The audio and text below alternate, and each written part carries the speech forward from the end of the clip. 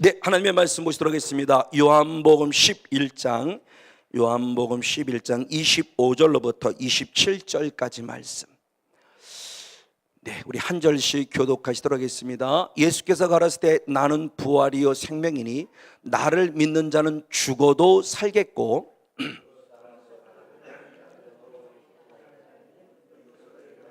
다 같이 있습니다. 가로되 주여 그러하외다. 주는 그리스도시요 세상에 오시는 하나님의 아들이신 줄 내가 믿나이다. 아멘. 할렐루야.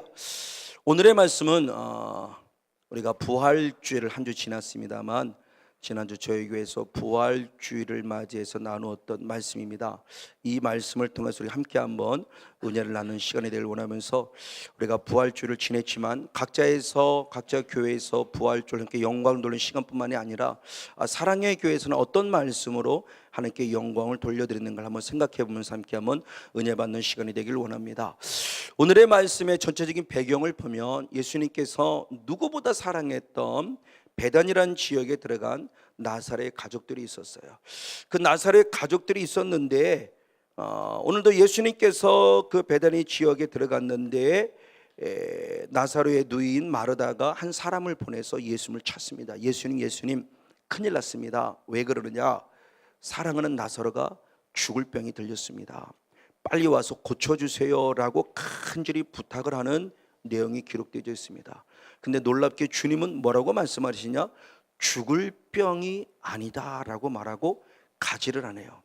지금 예수님이 계신 이곳에서 그 나사로가 그 예수님이 계신 그곳을 통해서 들어갈 수 있는 길의 거리는 약 한 오리, 우리로 말하면 2km 정도밖에 안 되는 지극히 짧은 거리죠. 얼마든지 지금 달려가면은 나사로를 살려낼 수 있어요. 근데 주님은 죽을 병이 아니라 그러고 우리가 잘 아는 대로 이틀을 더 유합니다. 그리고 난 다음에 이틀이 지난 다음에 이제서야 그럽니다. 얘들아 가자. 어디를요? 나사로의 집에. 왜요? 깨우러 가야 된다. 그러면서 주님이 하시는 말씀에 여기서 깨우러 간다는 것은 그가 무엇한 것을 얘기하는 거냐? 죽은 것을 얘기하는 것이다 라고 말씀하죠. 참으로 황당하기 그지없어요. 죽을 병이 들려서 고쳐달라고 했을 때는 죽을 병이 아니라고 말하면 오히려 늦추었어요. 그 의사가 골든타임을 늦추면 그 상대방의 환자는 죽습니다. 영적인 모습이 아니라 육적인 모습으로 본다 한다면 골든타임을 놓침을 통해서 결국 죽었어요. 그런데 죽고 나니까 주님이 하시는 말씀이 뭐라고 말씀해요? 이제 깨우러 가자. 이 말을 달리 말하면 이제 살리러 가자. 그가 자는 것이 아니라 죽었느니라. 그리고 이제는 그를 드디어 깨울 때가 되었다라고 말씀하시며 주님께서 그곳으로 가자라는 이야기를 들었을 때 우리들의 모습도 쉽게 이해할 수 없는 부분들이에요.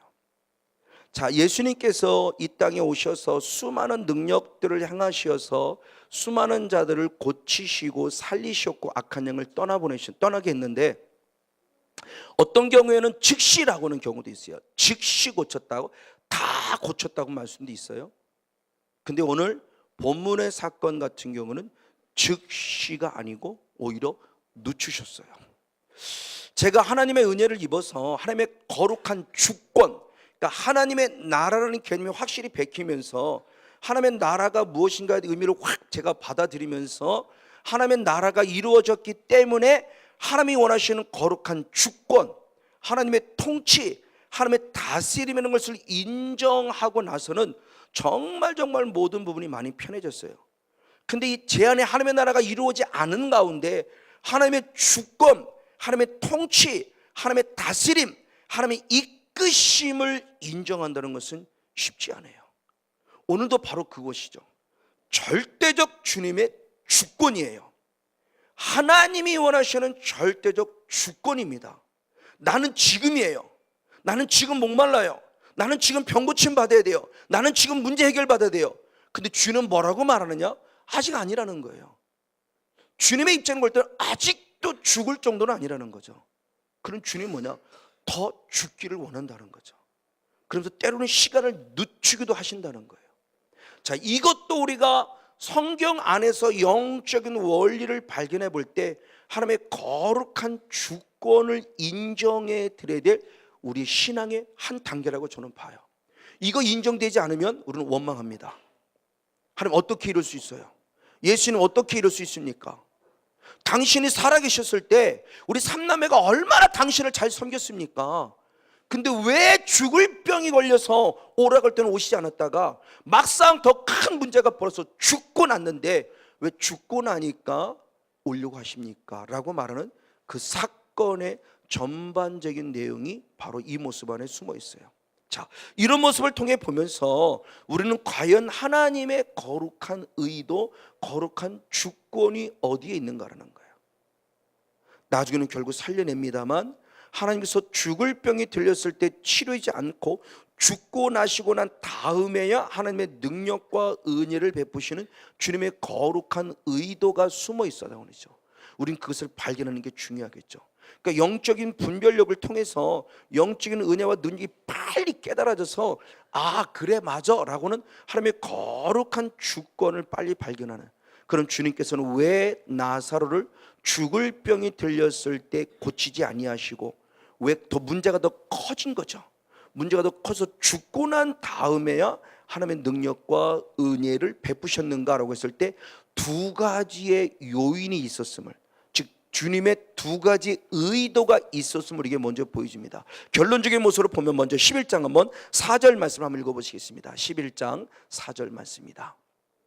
네, 같이 한번 읽겠습니다. 시작. 예수께서 들으시고 가라사대 이 병은 죽을 병이 아니라 하나님의 영광을 위하며 하나님의 아들로 이를 인하여 영광을 얻게 하려 함이니라 하시더라. 아멘. 그리고 6절에 말씀해 보니까 이틀을 유하시고 안 가셨어요. 내게는 지금 끔찍한 문제이고 내게는 지금 당장 다급한 문제예요. 근데 주님은 죽을 병이 아니라고 말씀하세요. 그러면서 뭐라고 하면 하나님이 영광을 받기 위한 하나님이 허락한 기회라는 거죠. 그러니까 절대적 주님의 주권, 하나님의 나라가 이루어진 자에서 주님의 주권을 인정하는 거예요. 그렇죠? 왜 하나님이 예수님을 광야로 이끄셨을까? 그러니까 주님의 주권을 인정하지 않았을 때는 저도 목사임에도 불구하고 이것이 이해가 되지 않았다는 말씀을 수없이 말씀을 드렸죠. 왜 성령이 충만하고 더구나 능력받고 우리가 일반적으로 생각하는 금식의 개념을 생각하면 더더욱 그랬던 거예요. 왜 성령이 충만했고 더구나 금식까지 했는데 왜 광야로 가서 마귀에게 시험을 받으라는 것이 솔직하게 이해가 되지 않았다고 그랬어요. 목사임에도 불구하고요. 그래서 나름대로 목사로서 성경을 연구한다 그러고 수많은 주석을 살펴봤지만 주석을 볼 때는 이해가 되는 것 같지만 뒤돌아서 주석을 뒤돌아서면은 뭐지? 또다시 그것이 궁금해져요. 의심하는 말은 아니에요. 어떻게 이런 일이 있을 수 이것도 아니에요. 제가 그 사건이 이해가 안 되는 거예요. 즉 레마화 되지 않으니까 그 사건이 이해가 안 되니까 왜 마귀한테 시험을 받으러 광야를 가? 그 자체가 이해가 안 됐던 거죠. 근데 이 은혜 안에 들어오고 제 안에 악한 영이 떠나고 하나님의 거룩한 주권, 하나님의 나라라는 것이 이루어지고 나니까 아 하고 알게 됐더라는 거예요. 바로 이 모습이죠. 오늘 나사로가 죽을 병이 아니라고 말씀하며 오히려 주님은 이 기회가 하나님이 허락한 기회인데 하나님의 영광을 받기 위함이고 내 아들 예수 그리스도가 영광을 얻게 하기 위함이라 말하며 하나님의 영광의 초점이 있기에 죽을 병이 들었다라고는 하나님의 절대적 주권이라는 겁니다. 그리고 두 번째 모습을 밑으로 쭉 내려가서 15절 말씀을 보겠습니다. 11장 15절 말씀. 11장 15절 말씀을 역시 한 목소리 같이 읽습니다. 시작. 내가 거기 있지 아니한 것을 너희를 위하여 기뻐하노니 이는 너희로 믿게 하려 함이라. 그러나 그에게로 가자 하신대. 아멘. 결국 뭐냐? 두 번째는 무엇하기 위함이다? 믿게 하기 위함이다. 자, 하나님의 영광을 얻게 하기 위함이요 우리로서는 그 하나님을, 예수님을, 그리고 하나님의 모든 행하신 일들을 하나님이 행하셨다는 것을 믿게 하기 위한 하나님의 거룩한 의도가 거기 있었다는 거죠. 그래서 성회를 통해서 말씀드릴 때 주님이 행하신 모든 일은 표적이 된다. 표적은 뭐냐? 표적에는 목적이 있다. 그 첫 번째 목적이 뭐냐? 하나님을 무엇하게 합니다? 믿게 하게 합니다. 그러니까 표적을 경험할 때 하고 믿어지는 거예요. 이게 진짜네? 죽은 자도 살아나네? 병든 자가 고치면 암 환자가 치유되네? 이걸 경험하면서 정말 하나님이 살아계시네? 하나님을 믿게 하기 위한 주님의 의도가 있는 거예요. 오늘 여기 나타난 바로 나사렛 사건에도 주님의 의도가 있어요. 우리는 이 의도를 빨리 파악하는 게 이게 영적인 분별이라고 그랬죠. 이 의도를 빨리빨리 파악해야 돼요. 어떻게 이런 일이 있을 수 있습니까가 아니고 하나님의 거룩한 의도가 있을 것이라는 부분이에요. 이걸 빨리 인정하고 빨리 파악하는 게 중요하다는 거죠. 맞아요. 자, 이런 모습을 통해 본다 한다면 결국 무엇이냐? 하나님의 거룩한 때가 있는 거죠. 그리고 이틀 후에 죽은 다음에 갔을 때 이런 모습을 통해서는 보면서 결국은 하나님의 거룩한 때가 있는 거구나. 즉 하나님의 영광을 얻으시고 우리로 주님을 믿게 하기 위한 과정 속에서 나는 어제였으면 정말 주님을 잘 믿을 것 같고 어제였으면 하나님이 큰 영광 받을 것 같지만 누구보다 나보다 나를 더 잘하시는 하나님은 아니에요. 성건영 목사, 너는 여기까지 가야 그나마 나를 인정할 수 있는 걸 주님이 알기 때문에 결국 그 부분까지 나를 몰아붙이는 거예요. 다시 말하면 제가 쉽게 말씀드렸어요. 공인데 공이 딱 떨어져 올라올 때는 언제냐? 가장 밑바닥을 쳐야 올라오지요. 중간에 가서는 절대 올라올 수 없어요. 그러니까 내 생각은 여기에요. 지금 여기인데 주님은 아니에요. 더 낮아지라는 거예요. 더 밑바닥을 쳐야 그 다음에 네가 올라올 수 있기에, 나는 너를 살려낼 수 있게 라고 말하는 모습을 통해서 하나님의 거룩한 때를 봅니다. 그래서 바로 그 잘 알고 있는 지혜로운 바로 솔로몬은 이것을 드디어 말씀을 기록한 전도서였죠. 전도서 우리 3장 1절로부터 한번 3절까지 말씀을 봅니다. 전도서 3장 1절로부터 3절까지 한번 계속 한번 읽겠습니다. 시작. 천하의 범사가 기한이 있고 아멘. 모든 목적이 이룰 때가 있더니 날 때가 있고 죽을 때가 있으며 심을 때가 있고 심은 것을 뽑을 때가 있으며 죽일 때가 있고 치료할 때가 있고 헐 때가 있고 세울 때가 있으며, 여러분 계속해서 7절까지 말씀하시며 다시 한번 7절 말씀할 때 하나님의 거룩한 기한이 있고 하나님의 목적을 이룰 때가 있다라고 다시 말씀하며 하나님의 말씀을 맺는 걸 봐요. 결국 저도 이걸 인정하게 됐어요. 그래서 깨달은 게 뭐냐? 어떤 상황이 오든지 어떤 환경이 오든지 범사에 감사하며 물 흐르듯이 흘러가야 되겠구나. 좋은 환경과 좋은 조건일 때는 감사하고 그 속에서 물 흐르듯이 흘러가야 되고, 힘들고 어려운 환경이 오면 힘들고 어려운 환경이 온 대로 오늘도 감사하며 그 모습에서 내가 해야 할 일을 찾으며 충성하며 최선을 다하며 흘러가야 되겠구나. 왜 자꾸 이런 일이 있습니까? 라고 원망하고 불평불만하면 나만 더 힘들어져요. 누구만 좋아하느냐? 내 안에 역사는 악한 영만 좋아하는 거죠. 그래, 송 목사 계속 원망해. 네가 믿는 하나님 해줄 게 뭐가 있어? 계속 원망해. 계속 그러면서 말 한 대로 되어진 일대로 더 계속 안 좋은 일만 생기는 거죠. 그런데 그걸 빨리 감사로 바꾸는 자, 그리고 오늘에 감사하며 충성하며 최선을 다하며 물 흐르시 흐름 속에 순종하는 자는 빨리 이겨낼 수 있다는 거죠. 뭘 해봐야겠다고 역행하고 뭘 해봐야겠다고 내 의도를 갖고 의지를 갖고 하는 것이 아닌, 이제 깨달은 거예요. 저도 그전에 목회할 때는 했었죠. 정말 어느 사람 쳐놓고 교회가 부흥되길 원하지 않는 사람이 있습니까? 그 나름대로 최선을 다해요. 죄 짓는 것도 아니에요. 죄 짓는 것도 아니고 정말 주님 뜻대로 살려고 발버둥치며 전도도 하고 성경 공부도 가르치고 그리고 제자 훈련도 하고 뭣도 하고 나름대로 정말 행사적으로도 뭔가 참 열심히 했었어요. 물론 처음에는 부흥이 잘 됐죠. 근데 어느 순간 그 부흥이 딱 멈춰버리고 결국은 성도가 쫙 빠져나가는 아픔을 겪었을 때가 있었어요. 그것 자체가 잘못된 것이 아니었습니다. 나름대로 하나님의 영광을 돌리게 한 모습으로 주의 교회를 부흥시키게 한 모습으로 하려고 했었지만 결국 무방비한 상태에서 했을 때 결국 악한 영의 공격을 받음으로 처참하게 비참하게 짓밟혔던 거죠. 내 의였었죠. 하나님의 거룩한 의가 아니었고. 그러나 이제 이 은혜를 입고 보니까 그래, 맞아. 무엇인가를 해보고자 함이 아니라 하나님의 하게 하시는 걸 하자. 그래서 물릇이 흘러가며 오늘 주어진 환경과 조건 속에 범사에 감사하며 그 환경과 그 조건이 주어졌다면 최선을 다하는 충성하는, 특히 자기들이 충성된 자. 그래서 결국 하나님의 은혜 가운데 오늘 여기까지 올 수 있었던 부분들, 이런 것들을 통해서 하나님의 거룩한 때가 있구나. 심을 때가 있으면 뽑을 때가 있다는 거죠.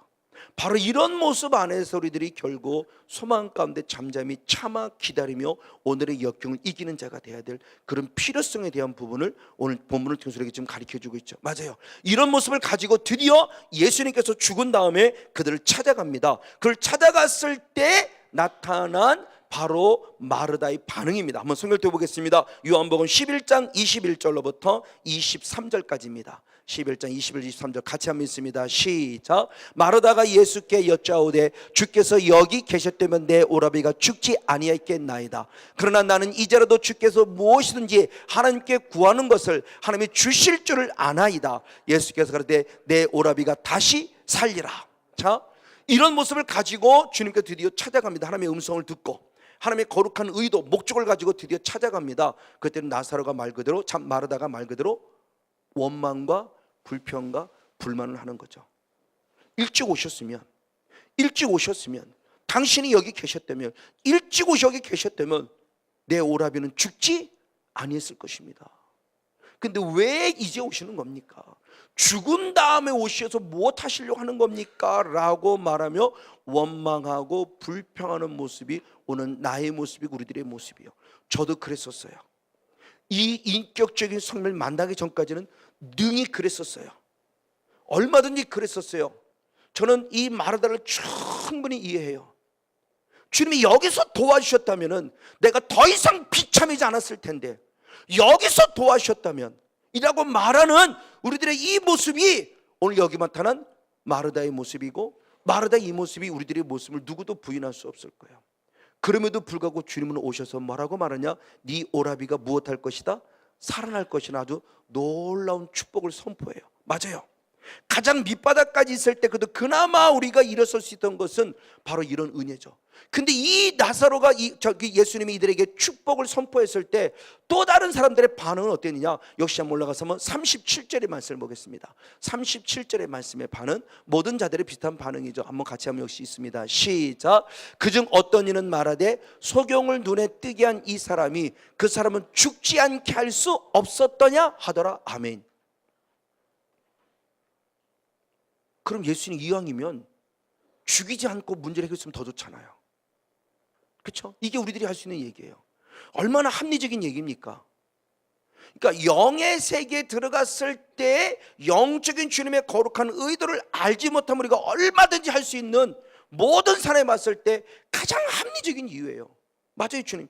더 나를 아프게 하지 않을 수 있었다면, 맞아요, 조금만 더 영적인 눈이 열려져 있으면, 하나님의 또 다른 거룩한 의도를 발견한다 한다면 우리는 범사 속에서 더 나빠지지 않음에 감사할 수 있고 더 고통스럽지 않음에 감사할 수 있는 그런 은혜와 능력이 넘쳐나는 저 여러분 되어지기를 주님으로 간절히 축복하고 축원을 드립니다. 맞아요.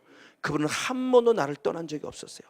바로 오늘 나타난 바로 그 모습입니다. 바로 이 모습이에요. 바로 이 부분의 모습이다. 다시 한번 보면요, 오늘 나와 우리들에게 있어서는 당장 죽었다는 이 사실이 문제처럼 느껴지지만 하나님의 관점에서는 죽은 것이 문제가 아니라 다시 살아나느냐 영원히 살아나지 못하느냐가 더 큰 문제라는 거예요.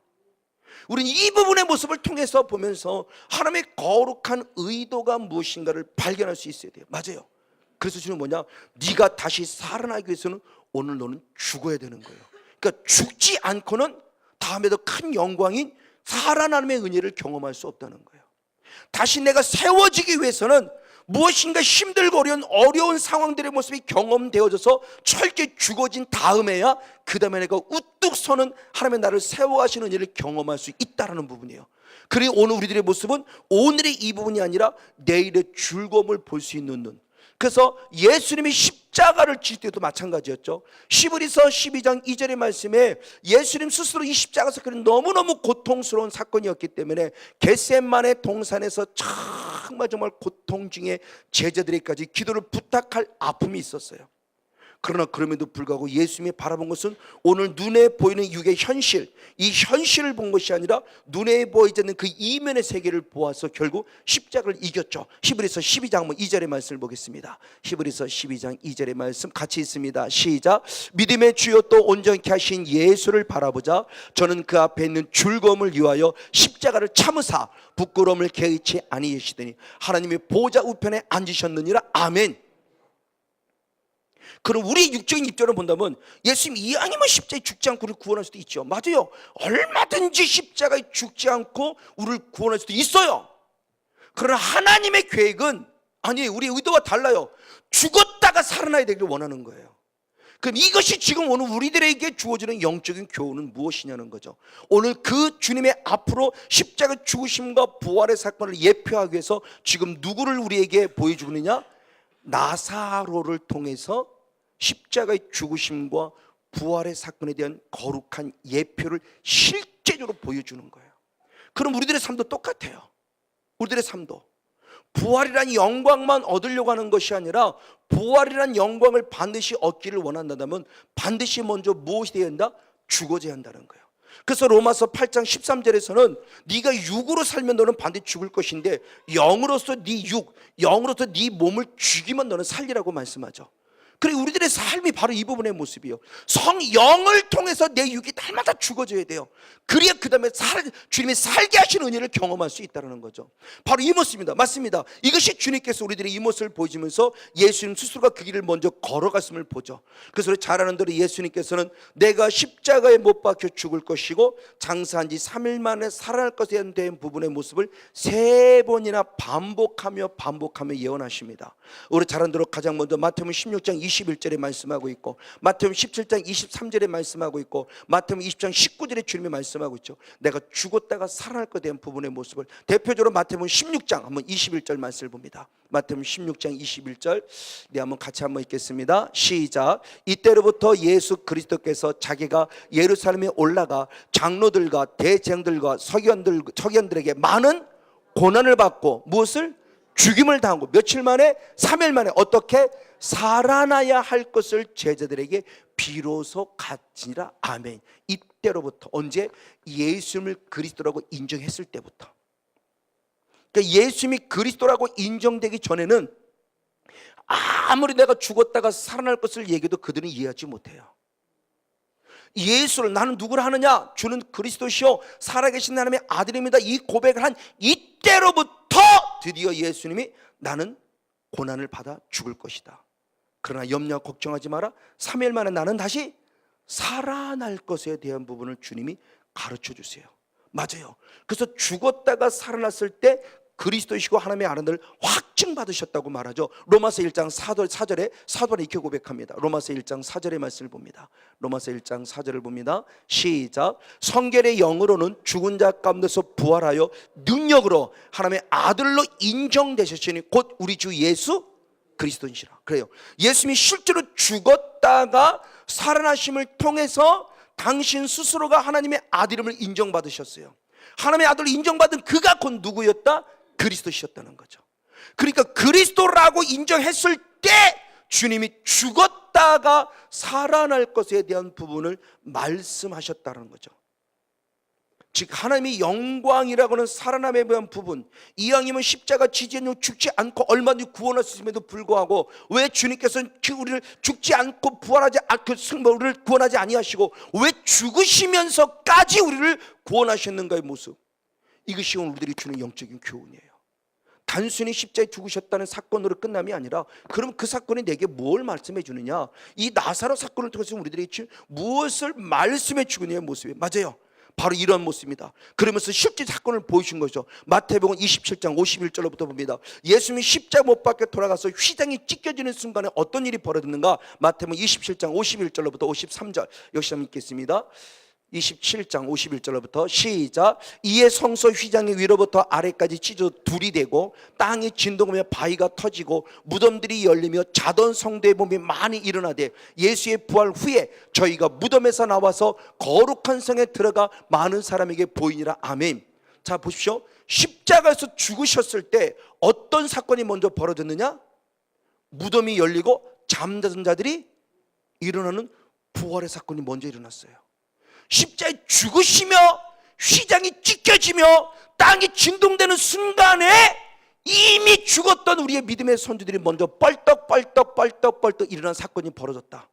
그리고 예수님이 부활하신 후에 그 일어난 자들이 많은 사람을 찾아가 내가 부활했음을, 내가 살았음을 실제로 보여줬다. 할렐루야. 자, 부활의 사건은 앞으로 있어야 될 사건이 아니에요. 부활의 사건은 예수님이 십자가에 죽을 때 이미 있었어요. 할렐루야. 이미 부활의 사건이 있었다고. 즉 예수님이 왜 십자가에 죽으셨는가를 우리에게 알려주는 거예요. 부활의 사건이 앞으로 미래적인 사건이 있을 것을 말씀한 것이 아니라, 하나님의 나라도 미래가 아니라 현재인 것처럼 부활도 미래가 아니라 지금이라는 거예요. 지금 아직 주님이 십자가에서 죽어서 목숨이 딱딱 끊어진 상태가 아니에요. 주님이 지금 십자가에 죽어가는 상황이에요. 죽어가는 상황 속에 휘장이 찢겨지는 순간 영의 세계에 들어가 보니까 결국 무덤들이 뻘떡뻘떡 일어나면서 죽은 데 일어났고, 주님이 정말 죽으셨다가 부활해서 3일 만에 부활한 이후에 먼저 일어났던 자들이 가족들을 찾아가며 수많은 사람을 찾아가며 자기가 죽었다가 살아남을 확증해 주고 있었다. 할렐루야. 주님의 부활은 실제입니다. 주님의 부활은 실제예요. 앞으로도 영원히 얻을 실제지만 지금도 주님께서 우리들의 수많은 영혼들을 살려가는 줄 믿습니다. 육적인 모습이 아직은 아니죠. 그건 앞으로의 일이지만, 근데 이때 당시에는 육으로도 실제로 주님이 살려주셨어요. 그래서 요한복음 12장 23절 24절의 말씀에 하나의 미랄이 땅에 떨어져 무엇하면 죽으면이에요. 죽으면 많은 열매를 맺는 사실을 실제화했어요. 그러니까 언약이라는 말씀이 그냥 말씀만 쭉 하고 선포해놓고, 지금 수많은 정치인이라도 공약, 특별히 공뜬 약속, 하지 않을 것을 하는 그런 공약의 거짓말의 약속이 아니라 주님 스스로가 약속한 거예요. 내가 죽을 때 너희가 살아날 것이다. 그리고 그 사건을 십자가를 통해 확증해 주셨죠. 그 사건을 말하는 게 요한복음 12장 23절 24절입니다. 자, 요한복음 12장 23절 24절을 봅니다. 같이 한번 읽겠습니다. 시작. 예수께 대답하여 가르치되 인자의 영광을 얻을 때가 왔도다. 내가 진실로 진실로 너에게 이르노니 하늘의 밀이 땅에 떨어지면 죽지 아니하면 하늘 그대로 있지만 죽으면 많은 열매를 맺으리라. 아멘. 썩는 게 아닙니다. 죽는 겁니다. 썩는 것과 죽는 건 차원이 달라요. 근데 복음성가에서 하나의 미랄이 땅에 떨어 썩은 면이라고 했을 때면서 우리들의 의식 속에 자꾸 우리가 썩은 면을 건데, 썩은 면이라는 것은 말 그대로 부정적 입장이, 그건 정말 없어져 버리는 개념이에요. 썩은 것이 아니고 죽었어요. 죽어야 살아나더라는 거죠. 근데 23절의 말씀을 중요하게 봅니다. 인자가 무엇을 때가 왔다고 그래요? 영광을 얻을 때가 왔다고 그래요. 자, 영광의 개념. 자, 부활의 사건을 통해서 오늘 우리들에게 주어지는 영광의 개념이 확 달라집니다. 우리는 어떤 좋은 일, 어떤 이런 일을 샀을 때 하나님께 영광 올려드립니다. 맞습니다. 그러나 주님의 관점은 그 관점이 아니에요. 인자의 영광을 얻을 때가 왔다. 그런데 그 영광을 언제 얻었느냐? 가장 먼저는 그가 십자가 앞에서 무엇할 때? 죽을 때예요. 그래서 요한복음 7장 38절 39절의 말씀에도 너희가 믿을 때 성령을 받을 걸 얘기했는데, 그 믿을 때 절기 말일에 믿을 때 성령 받을 걸 때 그 성령이 언제냐는 거죠. 아직 영광의 때가 안 되었다고 말해요. 아직 영광의 때가 안 되었다는 것은 결국 믿을 때 성령 받을 것을 약속하신 것인데, 그 약속이 언제 이루어지느냐? 내가 영광을 받을 때다. 그 영광을 받을 때는 언제나 내가 십자가에 못 박혀 죽었다가 3일 만에 살아나 부활할 때 성령이 너에게 임할 것을 예언하는 거죠. 자, 요한복음 6장 한번 보겠습니다. 6장 요한복음 7장 39절 말씀을 봅니다. 네, 한번 같이 있습니다. 시작. 이는 그를 믿는 자의 받을 무엇을? 성령을 가리켜 말씀하신 것이라. 예수께서 아직 영광을 받지 못하신 거로 성령이 아직 저에게 계시지 아니에요. 아직 성령이 계시지 않았어요. 왜? 영광을 받지 않으셨기 때문에. 그럼 거기서 말씀하는 영광은 결국 뭐냐? 십자가 죽으심을 통해 얻는 영광이요, 부활을 통해서 얻는 영광을 우리에게 상징적으로 말씀해 주고 있다. 그래서 요한복음 12장 방금 읽은 23절의 말씀에 인자가 영광 얻을 때가 왔다. 그럼 언제 영광을 얻었냐? 내가 십자가에서 죽을 때다. 그럴 때 결국 주님이 영광을 얻고 다시 3일 만에 부활함을 통해서 부활의 영광을 또 얻는 모습. 그래서 이 영광의 개념을 우리가 지금 다시 한번 새롭게 가르쳐주고 있죠. 바로 그 모습입니다. 오늘 이 모습의 모습을 읽을 때 베드로에게도 똑같이 얘기하고 있죠. 요한복음 21장 19절 말씀. 요한복음 21장 19절 말씀입니다. 역시 한번 같이 있습니다. 시작. 이 말씀을 18절로부터 볼게요. 18절로부터. 네, 같이 있습니다. 시작. 내가 진실로 진실로 내게 이르노니 젊어서는 내가 스스로 띠뛰고 원하는 곳으로 다녔거니와 늙어서는 내 팔을 벌리리니 남이 내게 띠띠우고 원치 아니하는 곳으로 데려가리라. 아멘. 19절. 이 말씀을 하시면 베드로가 어떠한 죽음으로 하나님께 영광을 돌릴 것을 가르치심이로라. 아멘. 앞으로 베드로가 어떻게 죽어야 될 것을 미리 아셨어요. 젊었을 때는 자기 혈기왕성, 예수를 믿으면 혈기왕성하게 마음껏 주님, 나 주님 죽어도 부인하지 않을 것입니다. 내가 죽으면 죽었지 예수님 절대 죽게 할 수 없습니다. 예수님 지키겠습니다 라고 말했던 그가 혈기왕성한, 하나님을 믿음에도 혈기왕성할 때는 결국 주님 부인하고 말았어요. 그러나 마지막 부족하지만 하나님 나라가 그 안에 이루어져서 이제는 내가 가고 싶은 곳을 가는 것이, 하나님이 가게 하시는 것을 가니 결국은 두 팔을 벌린다고 했을 때 예수님은 십자가에 두 팔 벌려 똑바로 돌아가셨단다면, 전설에 의한 것이지만 우리 베드로는 잘 아는 대로 십자가에 어떻게 거꾸로죠. 그래서 그 죽으심을 말씀하신 거라. 예수님은 아셨다는 거죠. 근데 그 죽으심의 길이 결국은 베드로의 죽음의 길이 결국 누구께 영광을 돌리는 길이었다? 하나님께 영광을 돌리는 길이었다. 아멘. 여러분, 그러므로 저와 여러분의 생각을 바꾸시기 원합니다. 우리가 욥과 같은, 쉽게 얘기하면 누가 성도 중에 사업해요. 사업하다 쫄딱 망했어요. 그럼 내가 그럴 줄 알았어. 아이고, 맨날 조금 돈 좀 벌고 11조 좀 많이 하고 뭐 헌금 좀 많이 하고 목사님 잘생겨 껐다 그러는데 그럴 줄 알았어. 이런 눈이 아니라는 거예요. 의외로 물론 잘못해서 그런 경우도 있지만 의외로 욥과 같이 잘못되지 않았음에도 불구하고 욥과 같은 길을 걸어가는 고난의 자들이 얼마나 많은지 모릅니다. 내가 뜻하지 않은 고난이 있을 수 있어요. 뜻모를 고난들이 베드로처럼 다가올 수 있어요. 이때의 모습을 봤을 때 우리는 이것을 안 좋은 눈으로 보면서 부정적으로 보면서 저주의 개념으로 보지 말라는 거죠. 오늘 예수님도 베드로를 그 길은 무슨 게 하나님의 영광의 길이었다. 우리도 믿음 안에서 긍정적인 눈으로 보고 오늘 내가 당한 상황들의 모습을 긍정적으로 보기를 원하고 나 아닌 또 다른 사람이 당하는 상황들을 믿음의 긍정적 눈으로 보고 더 나아가 내 교회와 내 모든 성도들의 모습을 믿음의 긍정 눈으로 보면서 그래 하나님의 영광 받으실 거야, 당신에게 하나님의 영광 받으실 거라고 말하며 격려하고 위로함을 통해서 우리의 영광의 개념이 달라져 그 새로운 영혼이 살아 숨쉬며 하나님께 영광 돌려 다시 살아나는 축복의 삶으로 만들어가는 오늘 저와 여러분들이 되어지기를 주님으로 간절히 축복하고 축원을 드립니다. 맞습니다. 이것이 결국 뭐냐? 이것이 영광의 길인데 이 후에 있는 영광을 얻기 위해서는 오늘의 이 시간의 영광, 죽어야 하는 영광을 얻어야 다시 나아가 살아나는 영광을 얻을 수 있다. 이것을 말한 자가 누구냐? 사도 바울이죠. 사도 바울이 로마서 8장 17절 18절 이렇게 표현했습니다. 로마서 8장 17절 18절 같이 있습니다. 시작. 자녀이면 또한 후사 곧 하나님의 후사요 그리스도와 함께하는 후사니 우리가 그와 함께 영광을 받기 위하여 무엇도 고난도 함께 받아야 할 것이니라. 생각컨대 현재의 고난은 장차 우리에게 나타나는 무엇과 영광과 좋게 비교할 수 없도다. 할렐루야. 지금 사도 바울이 본문에 바라보는 영광은 부활의 영광이에요. 그러나 우리가 앞에서 말씀 나타난 나사로의 사건부터 시작해서 베드로의 사건들을 통해서 보니까 살아나는 부활의 영광을 얻기 위해서는 먼저 무엇이 선행되어야 된다? 죽어져가는 하나님의 영광을 돌리는 사건이 필요하다.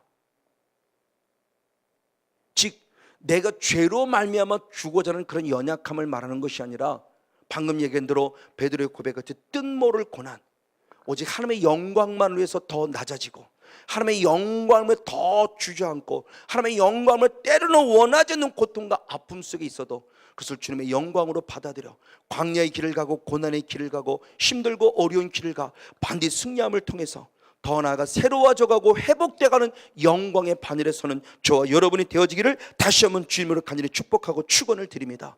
바로 이 사건을 통해서 저는 또 다른 관점에서 지성소의 영성을 보는 거예요. 자, 조금 전에 말씀드린 휘장이 찢겨지는 사건은 지성소로 가는 길을 열어주는 사건이에요.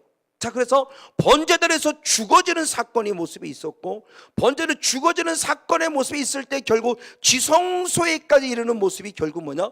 번제들은 죽을 때 이미 영광, 하나님 예수님이 이미 영광, 그리고 하나님의 영광을 받으셨어요. 그리고 지성소에 이르러서도 결국 하나님이 또한 영광을 또 받으셨어요. 바로 이런 모습을 통해서 우리에게 무슨 사건을 가르쳐 주느냐? 히브리서 10장 12절의 말씀을 봅니다. 히브리서 10장 20절. 히브리서 10장 20절 말씀. 네, 한 목소리로 같이 한번 있습니다. 시작. 그 길은 우리를 위하여 휘장 가운데 열어놓으신 새롭고 산 길이요 휘장은 곧 저의 무엇이니라? 육체니라. 이 사건이 결국 무엇을 지금 말씀해 주고 있느냐? 우리가 지성소를 잠시 한번 그려보기를 원합니다. 지성소를 그릴 때 이것이 결국 뭐니까? 휘장이죠. 휘장.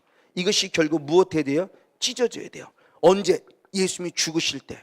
그러므로 우리도 지성소에 들어가기 위해서는 반드시 날마다 무엇하는 사건이 벌어져야 돼요?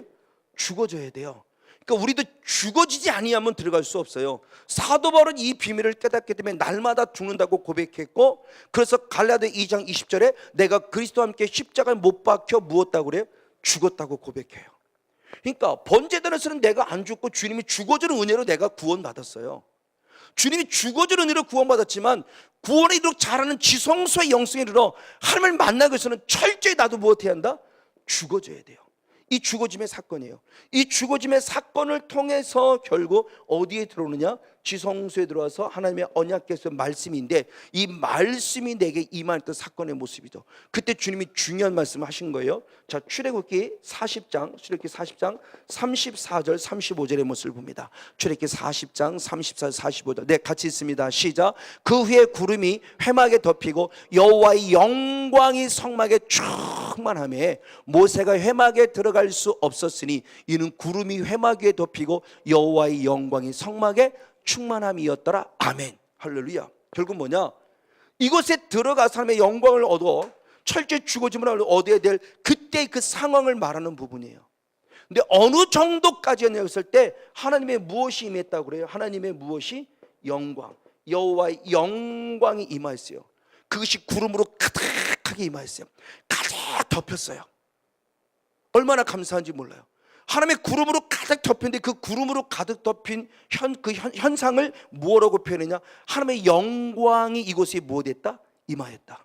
결국 하나님의 영광이 임했다는 것은 결국 뭐냐? 그 구름이 뭘 상징하냐는 거죠. 우리 잘 아는 대로 하나님이죠. 예수님이고 성령님, 성삼위 하나님입니다. 우리 눈에 보이는 것은 육안으로는 구름으로 보이지만 영적으로는 이스라엘 백성 구름을 지금 누구로 보는 거예요? 하나님. 그러니까 하나님이 우리와 함께 계심을 확증시켜 주는 거예요. 맨날 영이 안 보이니까 정말 하나님이 계시냐는지 모르겠는데 계속 구름이 보이고 계속 불기둥 구름기둥이 보이고 불기둥이 보일 때 이스라엘 백성은 마음이 넉넉하고 여유로운 거예요. 아, 지금 누가 우리와 함께 하고 있구나? 하나님이. 그걸 보는 것처럼 지성소의 영성이라는 개념의 모습도 결국은 하나님의 영광이 가득했다는 것은 성령의 충만히 임했다는 거죠. 다시 말해서 영광의 개념은 결국 어떤 개념이라는 거예요? 이 부활절을 우리에게 말씀했을 때 주님이 결국 먼저 십자가에서 무엇하셨고? 죽으셨고, 그리고 다시 무엇하셨고? 살아나셨고, 그때 누가 임하였더라? 성령이죠. 그렇죠. 그래서 요한복음 14장 12절 말씀에도 주님께서 내가 빨리 십자가에 못 박혀 죽었다가 하나님의 보좌 앞으로 빨리 올라가는 이유가 있었어요. 빨리 올라가야만 너희들에게 유익을 주는 누구를 보낼 수 있다? 또 다른 보혜사.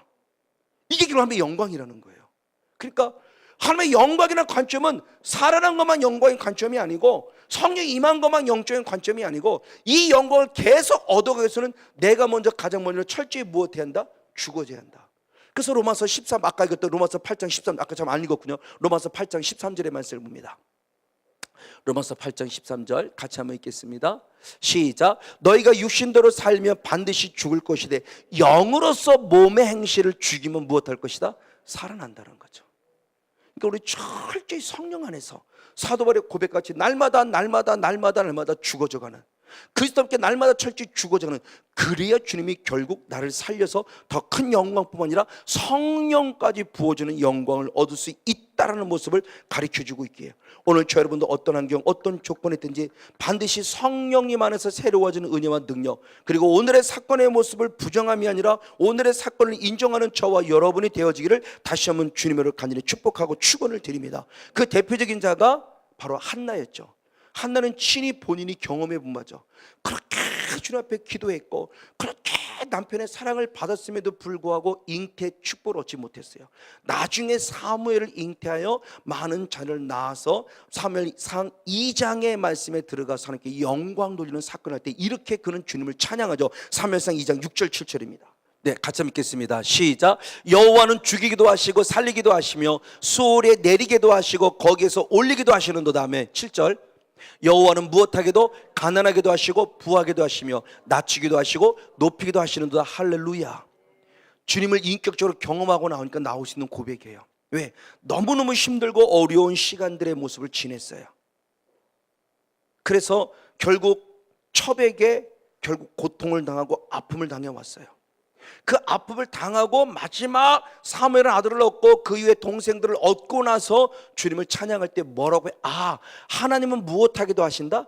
죽이기도 하신다. 그러나 반면에 살리기도 하신다. 저 말을 달리 말하면 하나님이 아기를 주시지 않을 수도 있다. 그러나 반면에 또한 아기를 주시기도 하신다.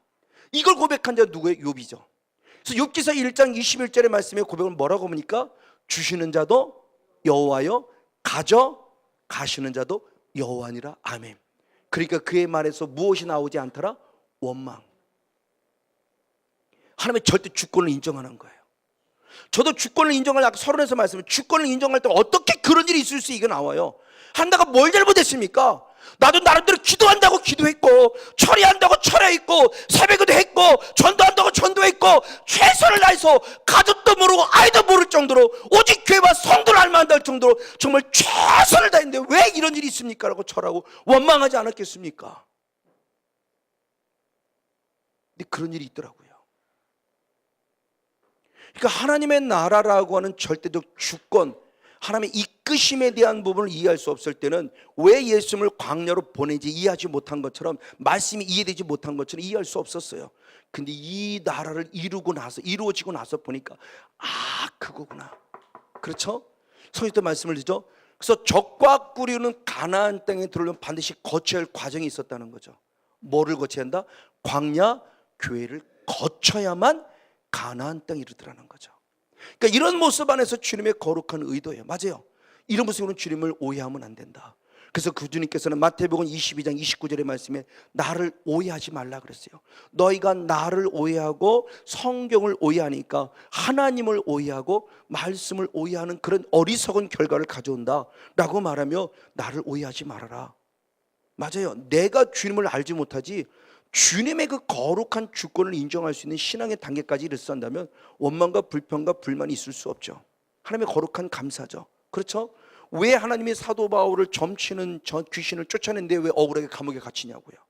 그럼 하나님 억울합니다. 도대체 왜 나를 이곳에 보냈습니까? 빨리 끌어주세요. 이렇게 기도했을 거예요. 그러면 창고가 탁탁탁 열렸을 때 나갔을 거예요. 그렇게 기도했으면 할렐루야 하나님의 응답받고 분명히 나갔을 거라는 얘기죠.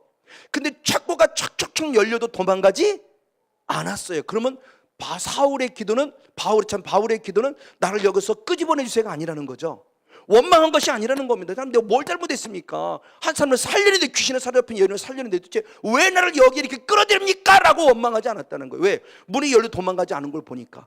이 말을 달리 말하는 영적 의미로 오늘 본문의 모습을 해석해 보면 하나님의 나를 억울하기지만 감옥에 갇히게 했던 주님의 거룩한 무엇이 의도, 목적이 있다. 드디어 그 목적을 이루었죠.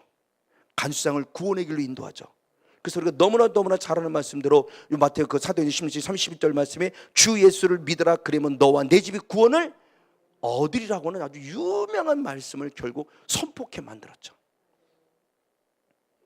바로 오늘 나타난 나사로의 사건, 우리가 부활주를 좀 나사로의 사건을 통해서 주님이 내게 원하는 바가 무엇일까? 또 다른 관점 안에서 부활의 의미를 좀 생각해 보는 겁니다. 맞습니다. 바로 이런 모습 안에서 드디어 예수님이 마리아를 찾아왔을 때 아까 얘기했던 마리아의 모습이 얘기하는 거죠. 여기 계셨더라면 죽지 않았을 텐데, 소경된 사람을 고칠 수 있으면 첫째 처음부터 죽이지도 말고 좀 살려냈지라고 그렇게 원망하고 원망, 불평, 불만은 그들에게 주님이 중요한 말씀을 하십니다. 우리들이 신앙을 지금 테스트하는 거예요. 요한복음 11장 25절 26절, 요한복음 11장 25절 26절 말씀입니다. 같이 한 목사님 읽겠습니다. 시작. 예수께서 가르치되 나는 부활이요 생명이니 나를 믿는 자는 죽어도 살겠고 아멘. 무릇 살아서 나를 믿는 자는 영원히 죽지 않으니 이것을 내가 믿느냐. 할렐루야. 주님이 결국 이게 무엇을 말씀하는가? 다시 말하면 죽는 것이 문제가 아니라 다시 살아나는 것이 중요하다 그랬을 때, 다시 살려내기 위해서 주님이 우리들에게 원하는 바가 뭐냐? 믿음을 요구하는 거예요. 나는 부활이요 생명이다. 나는 부활의 생명이다. 네가 이걸 믿느냐? 네가 이걸 믿는다면 나는 네 오라비 나사로를 불러 살려낼 것이다. 이걸 내가 믿느냐? 지금 우리가 이걸 요구하고 있는 거예요. 즉 죽었을 때 죽은 것이 중요한 것이 아니고 죽은 자를 살려내기를 원하는데, 이 부활주를 맞아서 죽은 자를 살려내기 원하시는 하나님인데, 하나님이 무조건 살려내는 것이 아니라 나의 무엇을 통해서 그 일을 행하신다. 우리의 믿음이더라는 거죠. 우리의 믿음이에요. 자, 맞습니다. 그럴 때는 사도 마리아 고백이 뭐라고 고백하냐? 27절을 연이어 있습니다. 27절을 27절 있습니다. 시작. 가로되 주여 그러하이다. 주는 그리스도시요 세상에 오시는 하나님의 아들이신 줄 내가 믿나이다. 아멘. 믿습니다. 고백했어요. 맞아요. 주님의 고백을 너무너무 중요하게 해요. 근데 그 고백이 마음으로만 고백하지 마세요.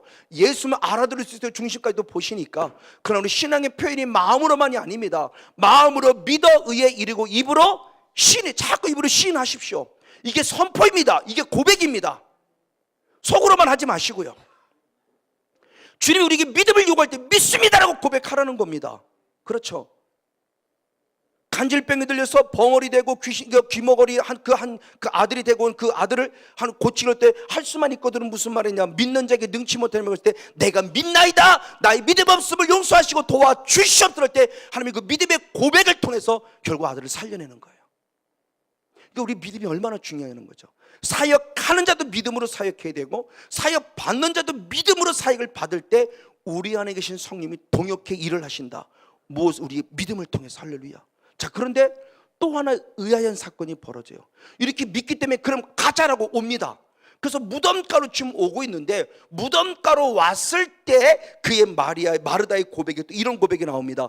요한복음 11장 39절입니다. 요한복음 11장 39절. 네, 역시 한번 같이 있습니다. 시작. 예수께서 가라사대 때 돌을 옮겨 놓으라 하시니 그 죽은 자의 누이 마르다가 가로되 주여 죽은 지가 나흘이 되었으며 벌써 냄새가 나나이다. 아멘. 자, 보십시오. 믿습니다 그랬어요. 믿습니다. 내 오라비가 살아날 줄 믿습니다 라고 고백했어요. 그리고 막상 살리러 가자 그러고 무덤 앞에 왔더니 뭐를 표현해요? 그건 불가능한 얘기입니다. 조금 전까지 믿습니다 그랬어요. 근데 말도 안 되는 소리 하지 마세요. 벌써 썩은 내가 납니다. 사물이 넘었습니다. 이게 오늘 우리들의 신앙이라니까요. 우리들의 신앙. 저는 부활주일을 맞으면 또 다른 각도의 모습으로 보았던 저희 부활주일날 새벽에 전했고 오후 예배 때 전했던 그 말씀이었어요. 다 같이 예수님의 부활, 예수님의 죽으심이에요. 죽으심 때문에 다 같이 무덤가로 올라가요. 막달라 마를 비롯한 7의 여자들이 올라갑니다. 올라갔을 때 놀라운 사건들이 마가복음 16장 11절 13절 14절의 말씀에 보니 다 믿음이 없더라 믿음이 없더라 믿음이 없더라 믿지 아니하더라 믿지 아니하더라. 이 놀라운 사건이 벌어져요. 이게 뭐야? 그래서 성경을 통해 보면서 분명히 제자로 택해놓고 믿음을 믿었다고 말했는데 믿었는데 중간에 믿음이 적었다라고 주 앞에 책망받는데 마지막 주님의 십자가 사건을 통해서 죽으시니까 믿음이 없어졌어요. 근데 이 상태에서 구원이요? 저는 정말 아이러니 지금도 계속 왜 그런 거지? 왜 그런 거지?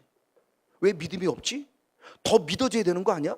3년 동안 그렇게 예수님 따라다니면서 3년 동안 수없는 사건들을 보았고 수없는 말씀들을 가르침 받았고 함께 먹었고 함께 잠잤고 함께 기뻐했고 함께 아파했고 그리고 그분이 아니라 자기들 능력까지 나타내는 그런 능력까지 부여받아서 수많은 사람을 치유하고 회복했음에도 불구하고 막상 주님이 죽었을 때 믿지 않더라.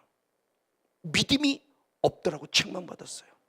저는 이 말씀을 읽으면 이 말씀을 묵상하면서 새벽 기도할 때 어떤 부활주로 무엇 말씀을 이 말씀을 증거하면서 정말 가슴이 아픔, 가슴이 찢어지는 아픔을 느꼈어요.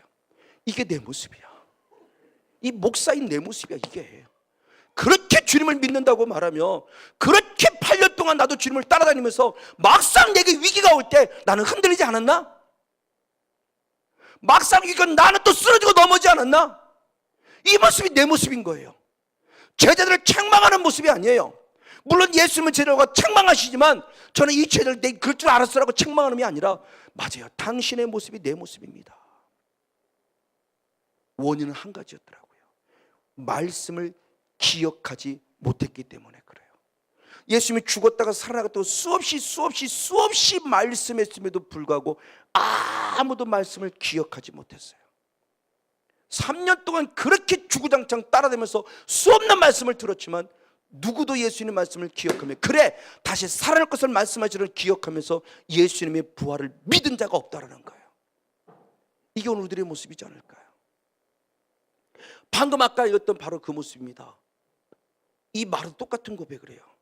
믿습니다. 살아날 줄 믿느냐? 믿습니다. 내 오라비는 살아납니다. 그리고 막상 가니까 예수님 불가능한 얘기예요. 벌써 썩어지 3년 냄새가 나는데 불가능한 얘기입니다. 왜 믿는다고 말했다가 불신앙을 표현하는 거예요? 이게 우리 신앙의 한계이고 나와 우리들의 모습인 거예요. 제가 묻습니다. 하나님 도대체 왜 그런 겁니까? 라고 묻었을 때 성경에서는 답이 없으니까 물었을 때 주님이 주신 깨달음이었어요. 하나님의 나라하고 똑같아요. 즉 그는 뭐냐? 앞으로 미래에는 그렇게 행하실 것을 믿어요. 근데 지금은 불가능하다고 봐요. 이게 우리 믿음의 한계예요. 지금 행할 것을 믿는 믿음 속에서 오늘도 행하시고 내일도 행하시고 내일 모레도 행하시고 1년 후에 행하시고 10년에 행하시는 하나님을 기대해야 되는데 그건 앞으로나 되어질 일로 봐요. 오늘 우리 믿음도 하나님의 나라도 마찬가지. 우리가 맨날 저도 어렸을 때부터 배울 때가 맨날 그거였어요. 맨날 뭐라고 부흥사 목사님도 오시면 꼭 그거 물어보잖아요. 구원의 확신 물어볼 때 우리가 죽으면 천국 갈 자신을 손들어봐요. 맨날 죽으면으로 들었어야지 귀가 따가울 정도로. 근데 성경을 막상 열고 더구나 하나님의 나라가 이루어지고 나서 보니까 죽어서 가는 하나님의 나라가 아니더라는 거죠. 죽어서는 당연히 가야 되지만 죽어서 가기 전에 현재 살아서 하나님의 나라를 경험하고 체험하고 그걸 누리고 느끼는 자가 되길 원하고 있더라. 현재더라는 거예요. 현재. 그러면 현재 고쳐줄 하나님을 믿어야 되는 거죠. 죽었지만 누가 봐도 살아날 하나님의 아들을 믿어야 되는 거죠. 맞아요. 제 아들이 올해 28살 됐지만 그가 돌이 돼서 죽었어요. 빙초산을 마셨어요. 빙초산. 의사도 그렇고 누구도 그런답니다. 어른도 그런답니다. 입에 들어가면 우리가 가지고 있는 신체 학상, 하나님에 맞는 신체상 입에 들어가면 악한 거 들어갈 때 토해내끔 되어 있대요. 삼킨 것 자체를 이해할 수 없대요. 토해내도 그게 너무 강하기 때문에 수 없는 사람이 독이 들어가서 죽는데 얘는 어떻게 삼켰냐는 거예요. 이게 악한 사탄 마귀가 붙잡지 않았으면 그렇게 불가능한 얘기예요. 근데 결국 하나님께서 그 아들을 실제로 살려내셨어요. 할렐루야. 그래서 지금같이 왔어요. 수많은 사람을 살아날 때 그랬어요. 옛날에 전통대로 내려온 겁니다. 농약이나 먹고 뭔가 이렇게 먹어서 그나마 살아면 걔는 바보 돼요. 다 그랬어요. 어른들이. 성 목사 마음 약해지지 마. 그때는 전도서요. 마음 약해지지 왜요? 살아난 건 감사한데 아마 저는 바보처럼 살 때 아마 평생 고생할 거야. 그래도 살아났다는 것도 감사했어요. 그때는 바보가 되는 거 별로 신경 쓰지 않았어요. 근데 바보가 되지 않았어요. 멀쩡합니다. 아주 귀해요. 아빠보다 더 바빠요. 주님의 일을 위해서 얼마나 멋지게 쓰임할지 몰라요. 저는 정말 그것만도 감사해요. 맞습니다. 주님은 오늘입니다. 지금 이 순간입니다. 지금 이 시간 일하길 원합니다. 무엇을 저와 여러분의 믿음을 통해서. 할렐루야. 오늘을 치유하시는 오늘의 하나님을 믿을 때 내일도 하시고 내일 모레도 하시는 부분의 모습이지. 왜? 어제나 오늘의 영원토록 동일하시는 하나님이라고 그랬는데 내일 하시는 하나님의 하시는 뭐 기대하고 있다면 오늘날로 주님을 경험하는 못하는 거예요. 주님이 지금 우리들이 뭘 요구하시는 바로 이 부분에 바로 이런 부분 속에 오늘 우리 신앙의 한계들의 모습이 결국 함께 나아갈 모습인데 결국 그 모습이 하나님께 영광. 그래서 주님은 뭐라고 말씀하시냐? 요한복음 11장 한번 40절의 말씀을 보겠습니다. 요한복음 11장 40절 말씀. 네, 역시 한번 한 목소리 같이 있습니다. 시작. 예수께서 가르칠 때 내 말이 내가 믿으면 하나님의 영광을 보리라 하지 아니하느냐 하시니 아멘. 주님 불 말씀하세요. 내가 무엇하면 믿으면 무엇할 거예요? 하나님의 영광. 어떤 영광이에요? 다시 살아날 영광. 죽어짐에 대한 통해서 영광을 얻으셨단다면 다시 살아남을 통해서 영광을 얻으실 하나님. 그래서 아까 초반절의 말씀과 똑같죠. 결국 왜 그가 죽을 때까지 기다렸느냐? 두 가지라는 거죠. 두 가지요. 뭐죠? 첫 번째 하나님이 영광 받기 위하며 두 번째 예수 그리스도를 무엇하기 위하며 믿게 하기 위하며 그 약속이 그들이 이루어져요. 그래서 40절의 말씀에 네가 믿으면 하나님의 영광을 보리라 하지 않느냐라고 드디어 믿을 때 주님이 결국 일하심 속에서 하나님의 영광이 나타나는 거죠. 그래서 뒤에 가서 보니까 요한복음 11장 42절과 45절입니다. 42절과 45절 말씀 역시 한번 같이 있습니다. 42절 말씀 45절 시작. 항상 내 말을 들으시는 줄 내가 알았나이다. 그러나 이 말씀하옵는 것은 둘러선 무리를 위함이니 곧 아버지께서 나를 보내신 것을 저희로 믿게 하려 함이라. 아멘. 아까 15절의 약속이 드디어 이루어진 거예요. 그러면서 45절에 이루어진 사건을 보죠. 마리아에게 와서 예수의 하신 일을 본 많은 유대인이 드디어 저를 무엇했다? 믿었다. 할렐루야. 이게 주님의 거룩한 의도예요. 맞아요. 내게는 더 힘든 사건이었어요. 근데 힘든 사건 때문에 나도 드디어 하나님을 믿어졌을 뿐만 아니라 그걸 바라보는 많은 자들이 결국 하나님을 믿게 되더라. 아멘. 이게 표적의 목적이라고 그랬죠. 바로 그 의도가 드디어 이루어졌어요. 믿을 때면 영광받는 사건도 이루어졌고, 많은 사람이 예수를 드디어 믿는 믿음의 사건의 모습도 드디어 이루어졌다는 거죠. 자, 그러면 이 사건을 통해서 우리에게 결국 무엇을 주님에게 말씀해 줄 원하는가라는 겁니다. 맞아요? 바로 무엇을 우리가 또한 믿어야 할 것인가 내 불을 말했을 때 결국 죽었다가 살 것을 믿는 믿음의 사건, 로마서 10장 9절을 봅니다. 로마서 10장 9절, 우리 믿음의 가장 근본이죠. 뭘 믿느냐, 맨날 믿음으로 구원한다 할 때 뭘 믿느냐는 겁니다. 같이 한번 믿습니다. 시작. 내가 만일 내 입으로 예수를 주로 시인하며 또 하나님께서 그를 죽은 자 가운데 살리신 것을 내 마음에 믿으면 구원을 얻는다. 아멘. 믿음으로 구원한다. 믿습니다. 믿음으로 구원했습니다. 믿음으로 구원했는데 도대체 믿습니다. 그 믿음으로 구원할 때 그 믿음이 뭐냐는 거예요. 그냥 믿습니다. 이게 믿음이 아니고 정확하게 믿음을 얘기했어요. 결국 믿는다는 건 다른 게 아니다. 믿는다는 것은 그분이 나를 위해 죽으셨음을 믿으며 그분이 나를 다시 살아났음을 믿는 믿음 안에 설 때 그 믿음이 나를 구원하노라. 아멘. 그래서 로마서 3장, 로마서 4장, 로마서 5장의 말씀이 계속 반복적인 얘기를 하죠. 로마 3장을 통해 말씀하셨고, 그 사건을 표본으로 보여준 게 뭐냐? 아브라함의 얘기를 들죠. 아브라함이 죽었어요. 아내도 죽었어요. 뭐가? 남자로서의 기능, 여자로서의 기능 다 죽었어요. 근데 그 약속이 반드시 이것을 믿는 믿음 안에서 상상할 수 없는 일을 벌었으니 드디어 아들 이삭을 얻었을 때 드디어 거기서 그는 누구를 봤다? 앞으로 오실 메시아가 나를 위해 죽으셨고 나를 위해 살아날 것을 보았고 그걸 믿음을 통해서 구원을 얻었다, 의를 얻었다는 모습을 사도 바울이 확증시켜줘요. 그러니까 내 삶에서 부활에 대한 믿음을 가졌을 때 내 삶에서 가장 힘이 들고 어려운 시간, 가장 낮아지는 시간, 정말 밑바닥에 이 처지에 죽어진 거예요. 이걸 경험했다가 나를 다시 살리심을 경험을 통해서 정말 하나님은 살아계시구나, 그 살아계신 하나님이 당신이 죽었다가 살아나심을 나에게 보여주고 있구나. 아브라함처럼 나의 스스로가 경험하는 사건을 통해서 나를 위해 죽으신 예수님이 믿어지시고 나를 위해 살아나신 예수님이 믿어지는 은혜 안에서는 저와 여러분이 되어지기를 주님으로 간절히 축복하고 축원을 드립니다.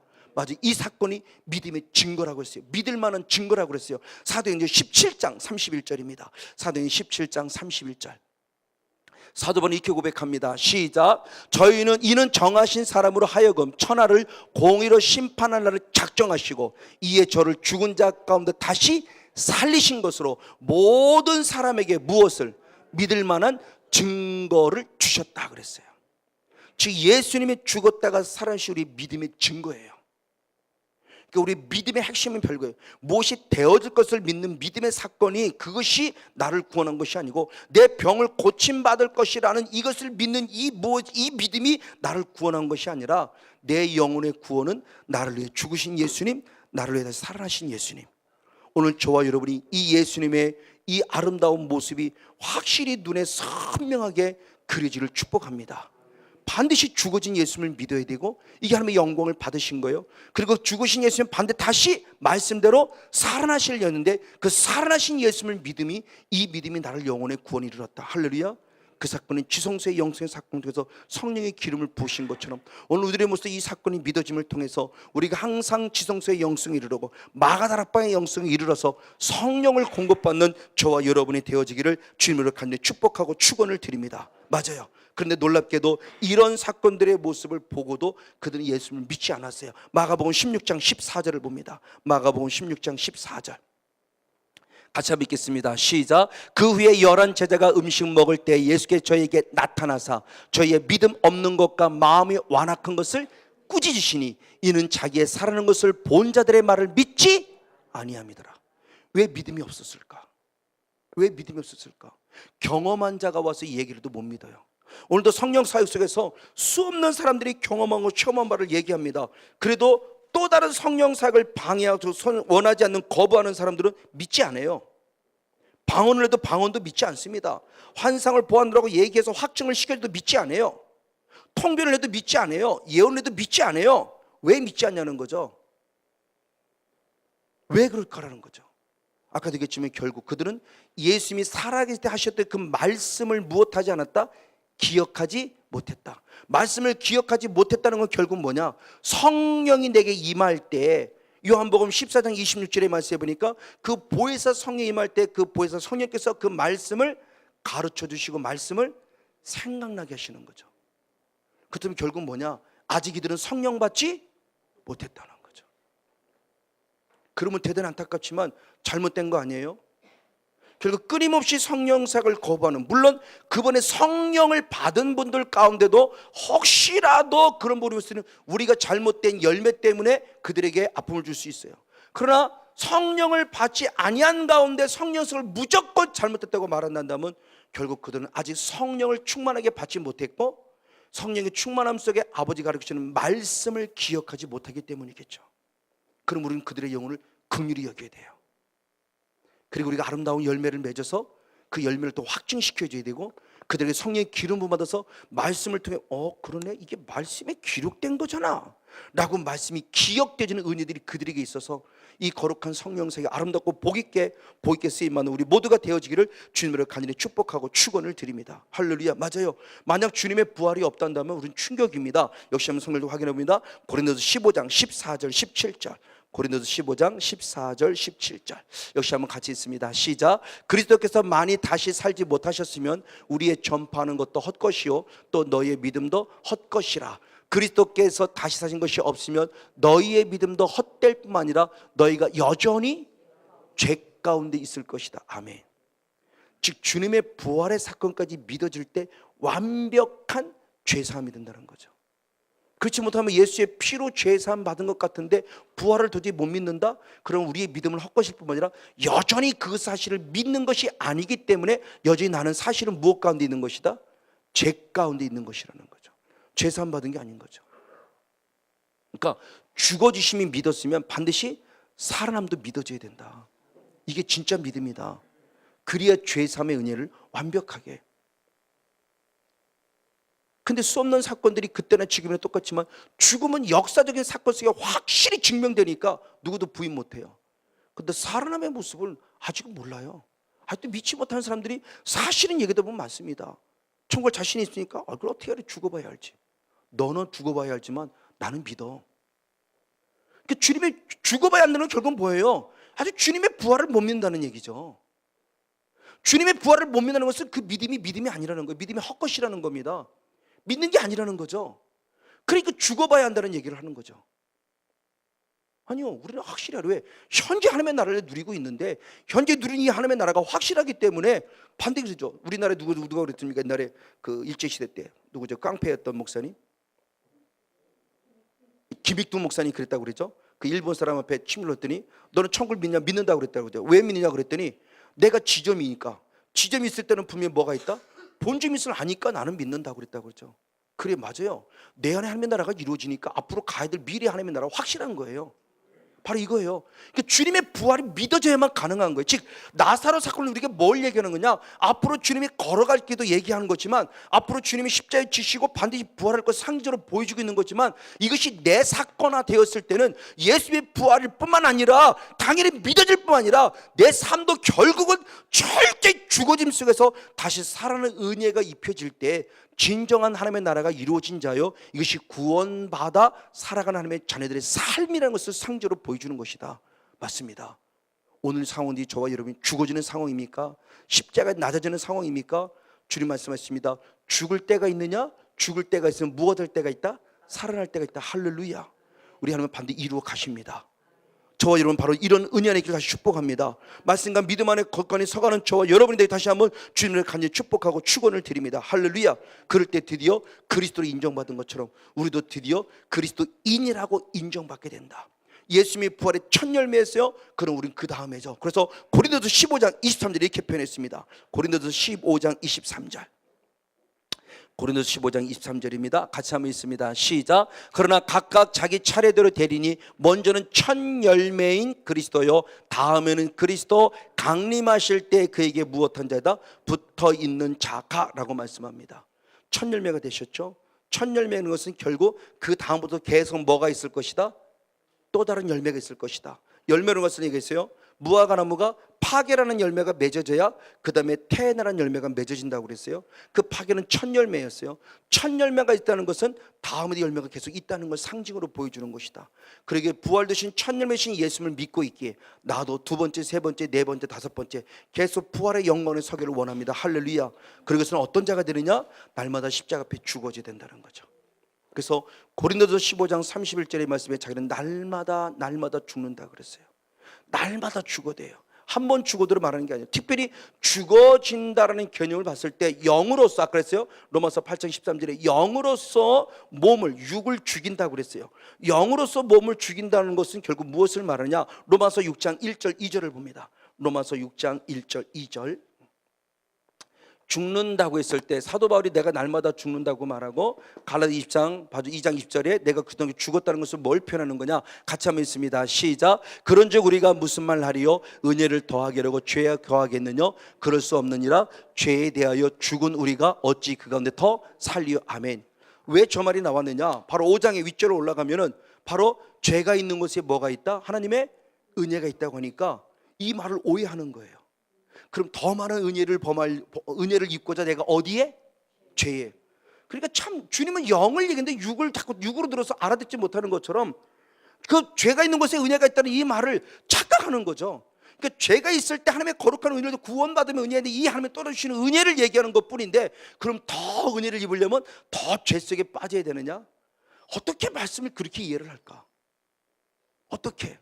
그 사건 때문에 바로 그 얘기를 하는 거예요. 그래서 다시 보면 그런즉 우리가 무슨 말 하리요? 은혜를 더하게 하려고 죄에 거하겠느냐? 그럴 수 없다.